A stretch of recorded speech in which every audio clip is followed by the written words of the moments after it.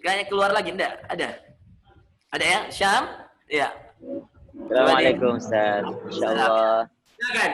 Bang Syam dulu kita kasih waktu ya 15 sampai 20 menit cerita. Apa keajaiban Quran? Mungkin diringkas-ringkas. Yang paling utama adalah apa keajaiban Quran, kisah ajaib tentang kehidupan Bang Syam dengan Quran yang membuat kehidupan Bang Syam itu berubah. Iya. Silakan. Bismillahirrahmanirrahim. Alhamdulillahirabbil alamin. Wassalatu wassalamu ala asyrafil anbiya'i wal mursalin sayyidina Muhammadin wa ala alihi wasahbihi ajmain.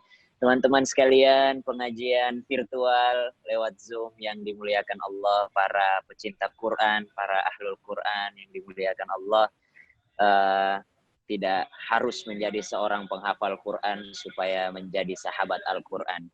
Masya Allah, mungkin ada di tempat ini atau yang sedang ikut di sini iri, pengen begitu juga. Masya Allah, ini adalah iri yang baik, ya, iri yang diperbolehkan ketika ada motivasi untuk ikut dekat juga dengan Al-Quran. Kalau berbicara tentang kisah Al-Quran, saya termasuk orang yang tidak langsung mencintai Quran, lahir langsung mencintai Quran, atau SD langsung mencintai Quran, tidak. Tapi memang tertarik dengan Al-Quran itu mungkin pada awalnya karena nggak ada yang lain di rumah gitu. Nggak ada yang, dari bapak itu, dari ibu, memang kita nggak diperkenalkan dengan yang lain gitu. Jadi memang yang diperkenalkannya adalah Al-Quran.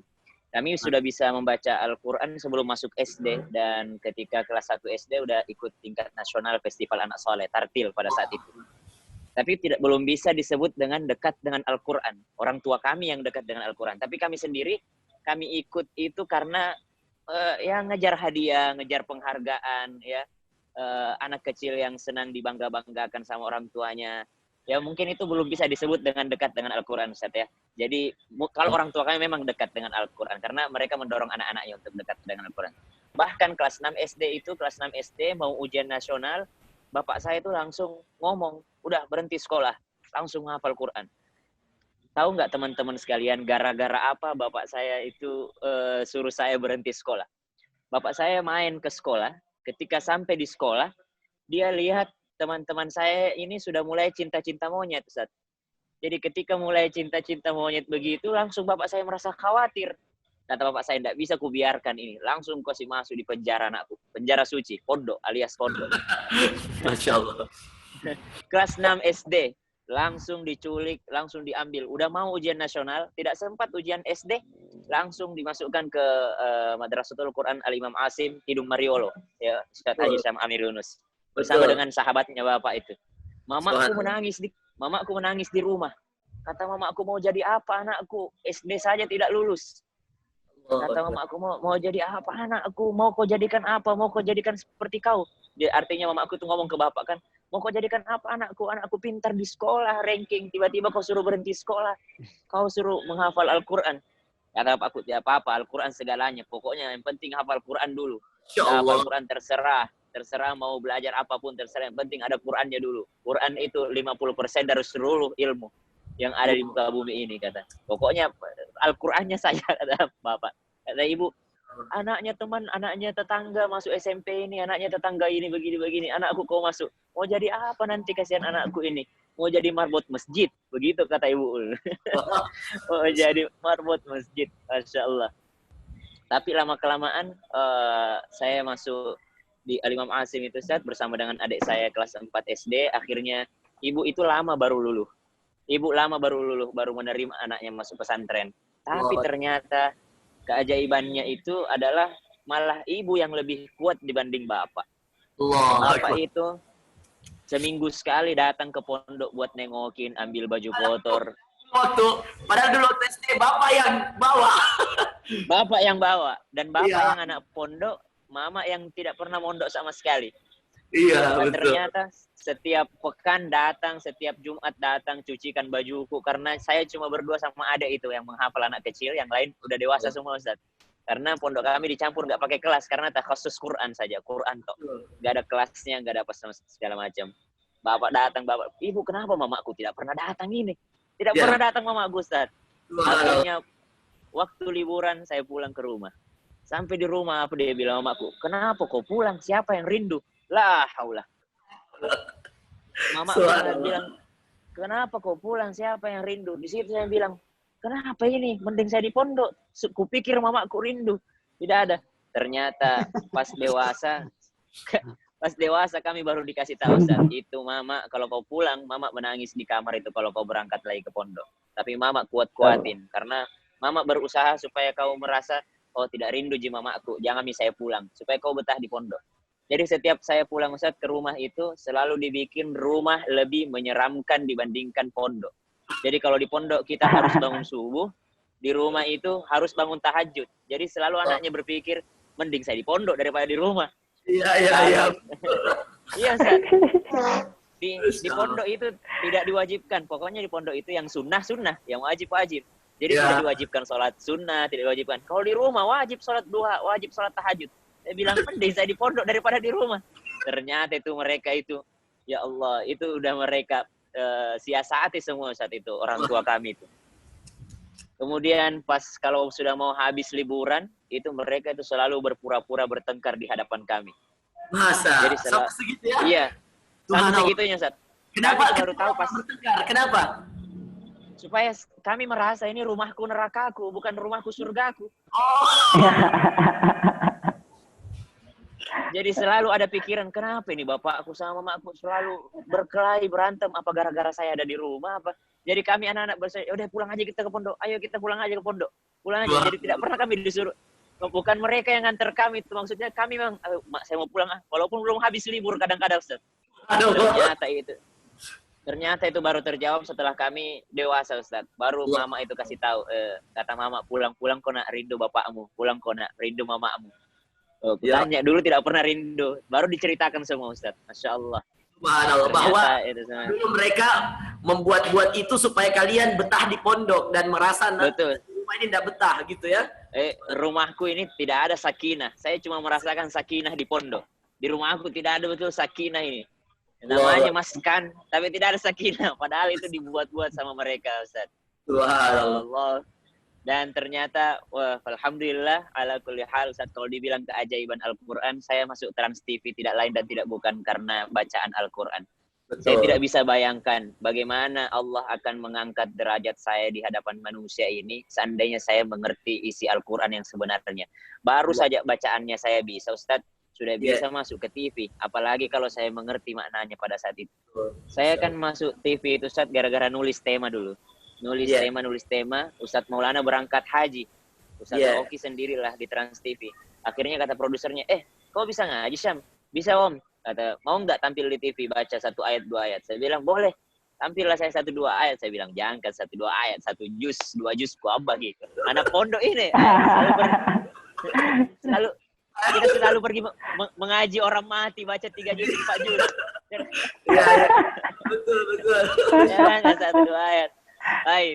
Tampil di TV 1-2 ayat. Keesokan harinya mereka bilang, bisa nggak sama artinya? Saya bilang, bisa. Kalau artinya saja. Saya baca itu. Tabi ayyi ala'i rabbikuma tukadziban. Maka nikmat Tuhan kamu mana lagi yang kau dustakan? Selesai masuk TV. Allah. Lama kelamaan Ustaz dia bilang sama penjelasan ayatnya. Saya bilang mati nih. Tidak tahu saya jurusan komunikasi ini. Tidak ada hubungannya sama tafsir.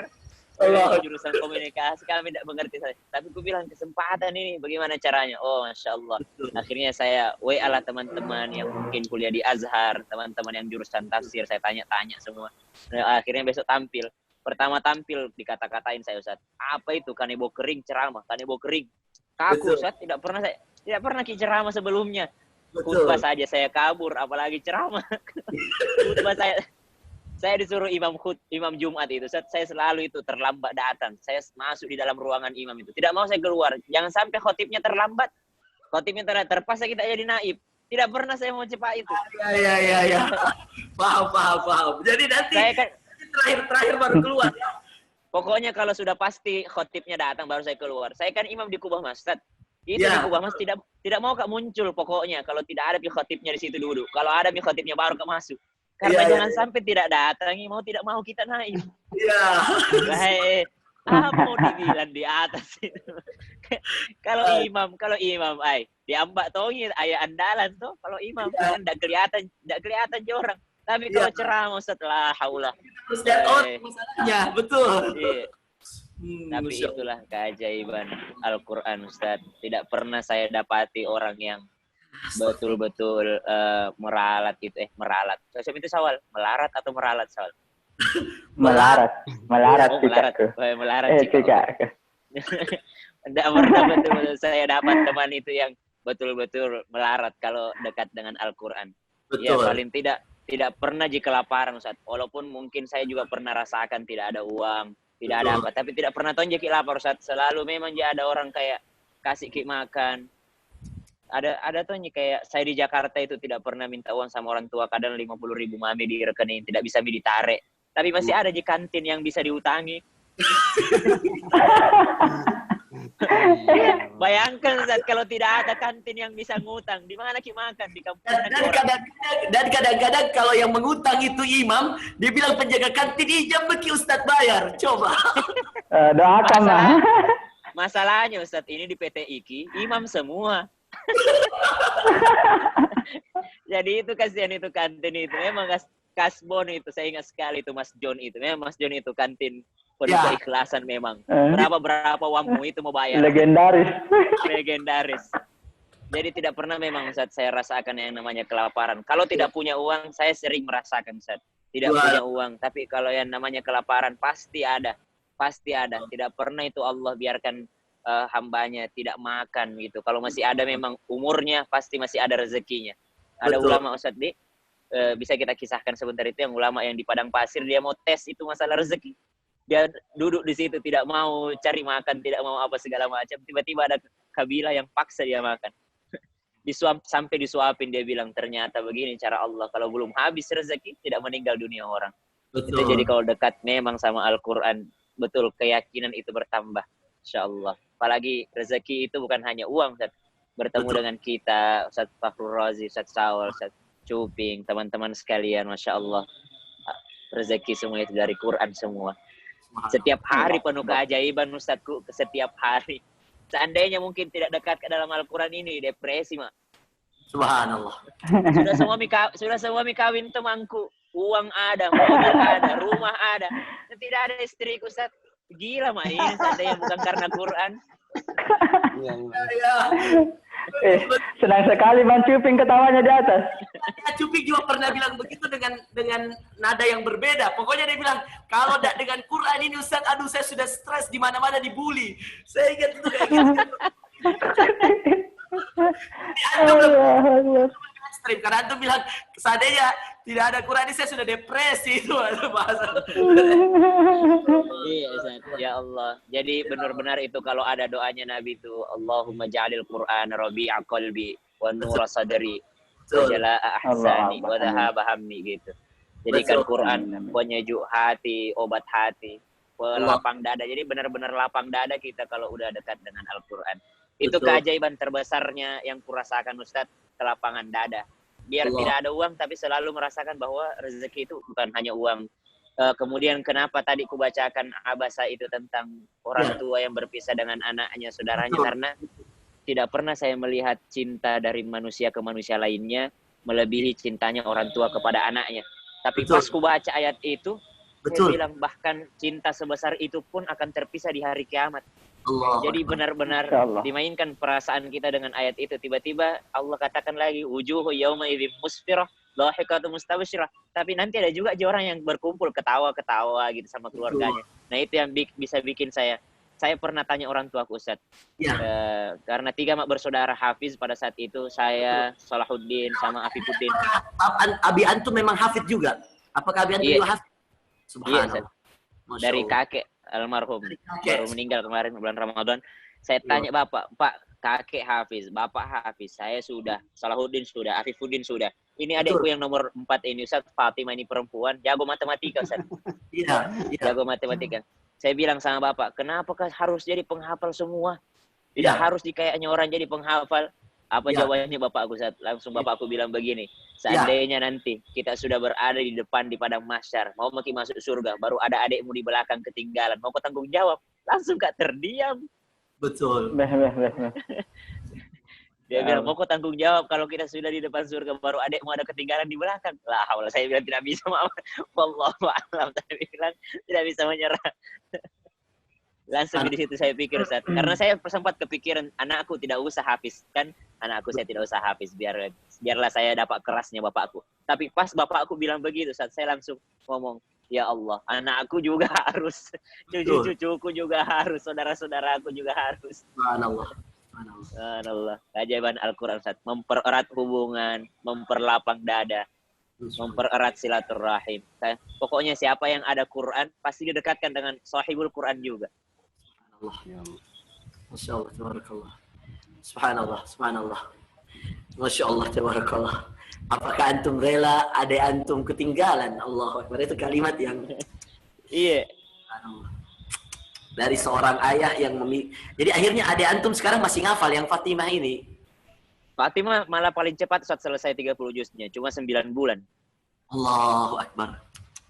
Kelas 1 SMP beli Fatimah malah lebih cepat saat di Jakarta dia ngafal Qurannya namanya Bunyan Stephen.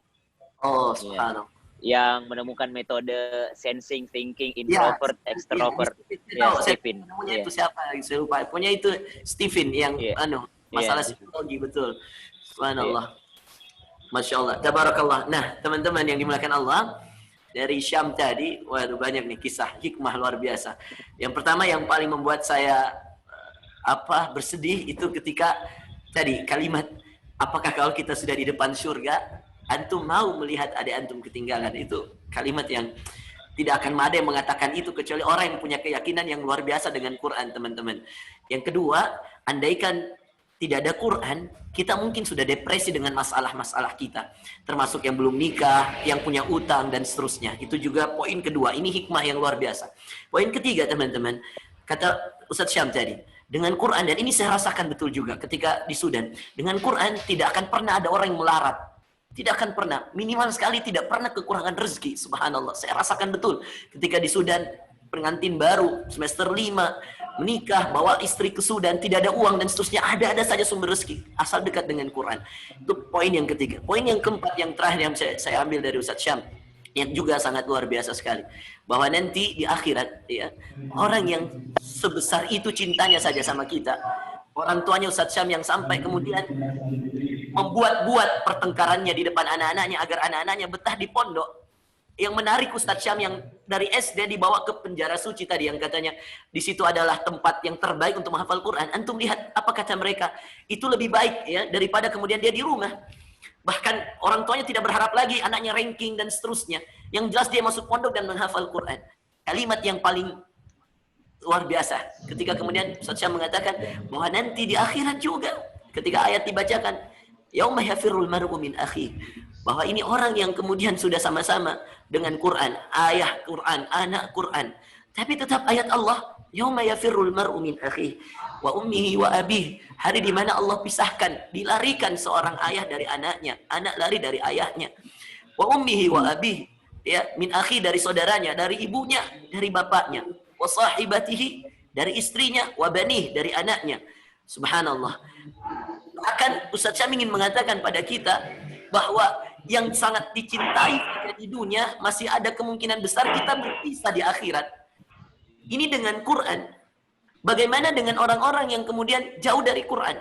Yang kedua, makna yang bisa kita ambil teman-teman, bahwa orang tua yang kita sayangi dan orang tua yang menyayangi kita pun itu masih sangat besar kemungkinan kita tidak bertemu di akhirat. Masih sangat besar kemungkinan kita berpisah. Bahkan kita tahu bahwa bisa jadi ahlul Quran sekalipun, orang-orang yang dekat dengan Quran pun menjadi korek pertamanya api neraka.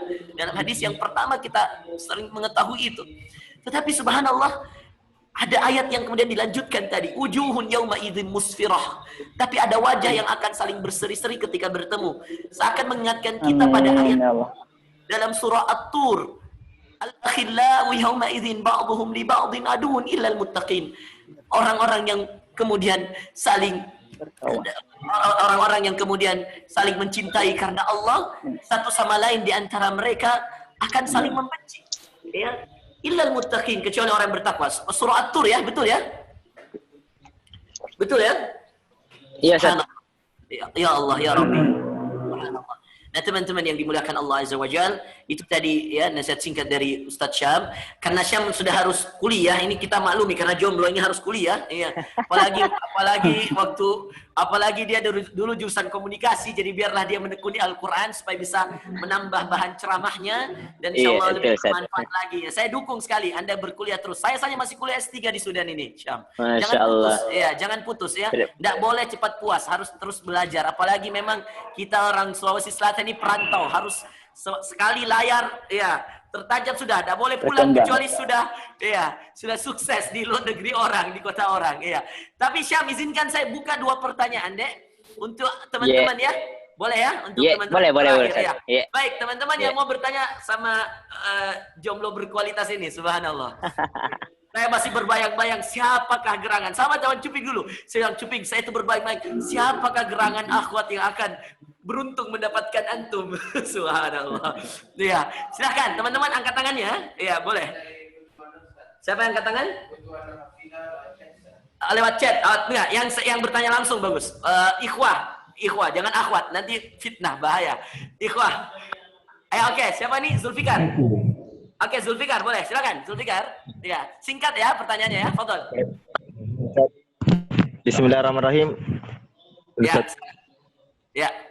Baik, bismillahirrahmanirrahim. Assalamualaikum warahmatullahi wabarakatuh. Assalamualaikum warahmatullahi wabarakatuh. Wah, seperti songkok Agus Baha. Ya. Baik, Ustaz. Jadi perkenalkan nama saya Zulfikar dari Jenep Ponto. Subhanallah. Allah. Jadi pertanyaan saya, Ustaz, bagaimana cara kita untuk tetap istiqomah dalam menghafal Al-Quran? Karena terkadang kita mestinya lalai, apalagi ketika kita terlena dengan dunia, Ustaz, begitu. Jadi mungkin bisa diberikan tips, Ustaz, supaya kita tetap istiqomah dalam menghafal, Ustaz. Syukran, Ustaz. Barakallahu fikum. Ya, silakan Ustaz Syam dijawab dulu nih. Silakan. Saya malas sekali murojaah itu pas SMA. Jadi tamat ke hafalanku karena dulu sebenarnya saya menghafal bukan karena Allah. Jadi menghafal karena memang terpaksa Jina suruh kak memang orang tua aku menghafal gitu. Jadi selesai mastoran selesai mi, pokoknya selesai mi targetku, selesai saja. Berarti selesai. Tapi menyesalnya itu pas kuliah. Ternyata saya memang salah niat menghafalnya pada saat itu. Akhirnya aku perbaharui hafalanku pas kuliah sambil saya belajar. Artinya sampai sekarang saya masih menghafal. Ternyata yang bikin istiqomah itu niat. Tidak ada lain, tidak ada bukan. Niat tak menghafal Quran untuk apa? Niat tak menghafal Al-Quran supaya semakin rajin Ki baca Quran. Kenapa Ki mau rajin baca Quran? Karena memang mau Ki dekat dengan Allah. Jadi kalau sudah Allah ini tujuan tak, sudah mau Ki niat karena Allah. Karena memang mau Ki dekat, mau Ki mengerti apa maunya Allah, mau Ki mengerti bagaimana hidup tak di dunia. Pasti kita yakin Ki bahwa ini Quran saya hafal bukan apa-apa, bukan karena mau Kak dipanggil hafiz, tapi karena memang saya mau tahu betul apa keinginannya Allah, untuk apa saya diciptakan, dan itu semua cuma Quran yang bisa menjawab gitu. Ya, niat tak. Subhanallah, Masya Allah. Jazakallah khair, Ustaz Syam. Masya Allah. Antum mengingatkan kita semua kepada hal yang paling selalu diingatkan oleh para ulama terdahulu tentang niat. Tidak ada hal, kata para ulama terdahulu, yang lebih mereka perhatikan dalam hati mereka, kecuali dalam diri mereka, kecuali niatnya. Makasih, Zulfikar Hizbullah dari Jenep Ponto. Ya, silakan pertanyaan kedua. Ya, siapa yang mau bertanya? Yang kedua?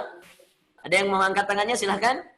Untuk Ustadz Syam ya, karena beliau ya ini di Jakarta sekarang sudah 8:30 ya. Sebentar lagi beliau akan kuliah. Ya, silakan siapa yang mau bertanya? Fadhol. Angkat tangannya. Iya. Ada, coba dilihat host, teman-teman. Belum ada? Kalau belum ada kita baca nih. Ada yang mau langsung bertanya? Ada. Oke, kita baca ya, jawab ya. Kita jawab pertanyaan dari chat ya. Silakan. Apa pertanyaannya? Bagaimana sebaiknya setiap kita saat ada orang membaca Al-Quran, lalu apa yang kita lakukan ketika saat menyimak orang yang membaca Al-Quran lebih banyak ayat yang dibaca tidak bisa. Baik, Ustadz Syam, ada yang bertanya? Ya, jadi dalam pertanyaannya di chat itu dia katakan bagaimana seharusnya keadaan kita ketika ada orang yang membaca Al-Quran. Kemudian apa tadi? Kalau bacaan Qurannya belum sesuai tajwid, apakah yang harus kita lakukan, Ustaz? Ya, Ustaz. Fadhol, Ustaz. Yang pertama kalau orang dekat tak mungkin bisa kita ingatkan orang dekat, karena yang namanya dakwah itu kan undangan. Tidak mungkin kita mengundang kalau tidak kenal. Artinya ada kan orang tiba-tiba dia dakwahi orang padahal dia bukan orang yang kenal gitu. Tersinggung juga orang. Tersinggung juga orang tiba-tiba kita ingatkan, salah tadi imam, salah tadi bacaan tak begini. Bagus sekali kalau kita orang dekat tak, lebih baik kita ingatkan. Yang kedua, kalau memang sudah diajar, tapi memang begitu terus. Contoh misalnya Pak Yusuf Kalla, berapa lama jadi wakil presiden, tetap itu Assalamualaikum warahmatullahi wabarakatuh. Tetap warahmatullahi. Ya warahmatullahi itu ya bisa. Prof. Nasar saja, Prof. Nasar, ahli tafsir, Pak Quraisy Shihab, itu tetap warahmatullahi, tetap. Karena lidah bugis ya. Ya udah, kalau itu sudah kita maklumi saja. Lahja bugis ya. Lahja sudah. Tidak bisa kita yang namanya dirubah. Tapi pas baca Quran mereka benar gitu kan. Artinya yang pertama kalau orang dekat bisa kita ingatkan. Dan yang jelas ada adab-adabnya ketika kita mengingatkan orang lain. Jangan sampai kita mau mengingatkan kebaikan tapi malah dengan cara yang salah. Akhirnya sakit hati orang. Bukan malah berdakwah tapi malah kita jatuhkan orang. Betul, subhanallah. Jawabannya sudah lengkap sekali itu, Masya Allah. Baik, penutup Ustaz Syam sebelum keluar. Baca ayat lagi Ustaz Syam. Baca ayat yang ini Ustaz. Kalau tadi kan ayat yang paling disuka Ustaz.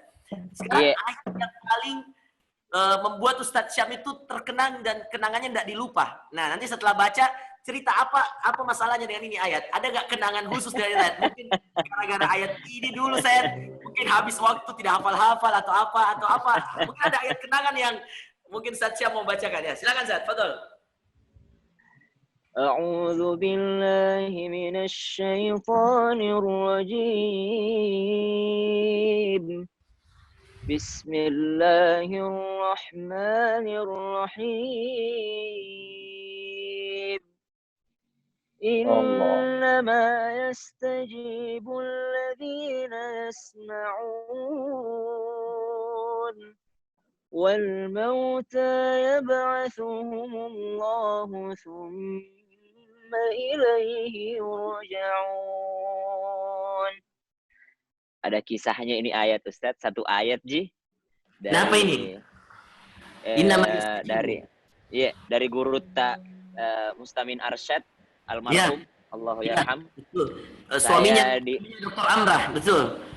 Iya, saya dites di tengah Masjid Raya Makassar dengan ayat ini. Allahu Akbar.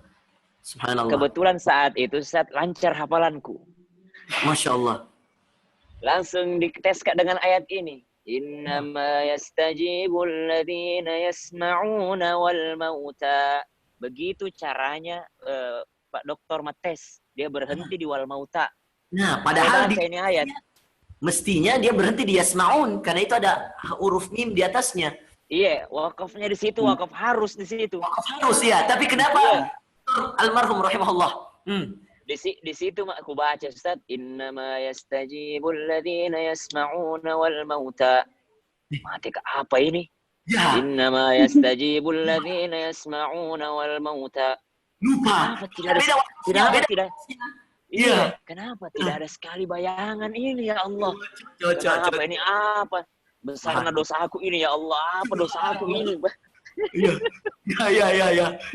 Setelah itu Ustaz, langsung cubit pahaku. Dia bilang, jangan kau terpaku sama wakaf. Kau tahu kenapa tidak kau bisa kau sambung itu ayat? Karena kau terbiasa wakaf di yasma'un. Coba kau sekarang. Dan suruh kau ulangi. Dia bilang. Coba beda ulangi tapi berhenti kau di yasma'un. Langsung saya baca Ustaz. Innama yastajibul ladzina yasma'un wal mauta yab'athuhumullah la haula wala quwwata illa billah. Saya bilang baru saya bilang saya terlalu terpaku sama wakaf ibtida. Itu ayat tidak pernah lupa sampai sekarang Ustaz. Masya Allah. Dan itu ayatnya pelajaran. Subhanallah, ayatnya ayat yang dia pilih itu maknanya luar biasa. Innama yastajibul ladzina yasma'un wal mauta yab'athuhumullah thumma ilaihi yurja'un. Ya subhanallah. Ayat subhanallah luar biasa ya. Dan itu gara-gara wakaf. Bayangkan ini sebenarnya kendalanya para hafid kebanyakan. Percaya sama saya. Itu kalau dibaca wakafnya berbeda, wah itu kebingungan karena lain caranya dia hafal. Iya. Subhanallah. Allah. Lah. Nah itu teman-teman, Iya. antum bisa lihat di surah Al-An'am ya, di ayat ke-36 itu. Ya, innama yastajibul ladzina yasma'un ya. Jadi itu tadi kisah yang luar biasa dari Ustaz Syam. Saya tidak bisa mengakhirkan antum ya karena antum harus kuliah dan itu amanah orang tua, dan saya juga justru mendukung sekali, berharap antum segera ya seriusi kuliah ya. Tapi sambil kuliah juga sebenarnya tidak ada masalah sambil menikah Iya, ya. insya Allah Ustaz. Doakan Kak tahun ini insya Allah Ustaz. Iya. Insyaallah. Amin. Kita doakan ya teman-teman. Amin, amin. Teman-teman semua Amin. doakan, tolong diaminkan ya. Saya doakan. Amin, amin. Zawwajakumullahu bi ahsaniz zaujah as-salihah. Amin. Amin.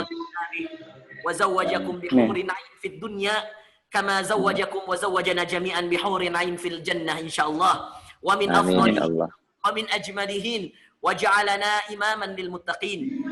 Rabbana hab lana min azwajina wa dhurriyyatina qurrata a'yunin waj'alna lil muttaqina imama. Rabbana zawwij Ustaz Syam ya Rabb bi ahsani Amin. zawjatan Allah salihah Akbar. Amin. Amin. Allah. wal akhirah wa tahfadhu abna'ahu wa banatahu wa taj'al bainahuma sakinatan mawaddatan wa rahmatan wa tubarik alaihima Amin. dunya wal akhirah ya rabbal alamin. Subhana rabbika rabbil izzati amma yasifun, salamun alal mursalin walhamdulillahi rabbil alamin. Barakallahu fikum Ustaz Syam, insyaallah. Terima kasih waktunya Allahu deh. khair. Iya, terima kasih banyak Ustazku. Saya tutup dengan satu kalimat. Ya. Tadi saya memulai mengatakan bahwa saya putus sekolah, tapi saya tetap ikut ujian nasional SD dan SMP. Walaupun saya tidak sekolah pada saat itu, ketika saya ikut ujian persamaan, teman-teman sekalian yang ikut ini, satu keajaibannya nilai saya itu tertinggi di Sulsel. Ujian nasional SMP. Tidak pernah ke sekolah. Itu justru kalau antum sekolah, saya kasih tahu ya, kalau antum sekolah justru belum tentu Tidak dapat nilai begitu. 10 besar pun belum tentu masuk antum. Masuk SMA, masuk Gara-gara kuliah. Quran. Allahu Iya. Akbar. Masuk kuliah, beasiswa, semua beasiswa. Alhamdulillah semua berkahnya Al-Quran. Terima kasih banyak. Allah. Allahu hadi ila siratil mustaqim. Assalamualaikum warahmatullahi wabarakatuh. Waalaikumsalam warahmatullahi wabarakatuh. Barakallahu fikum. Assalamualaikum warahmatullahi wabarakatuh. Hati-hati. Masya Allah. Iya. Hati-hati dengan pandangan. Insya Allah.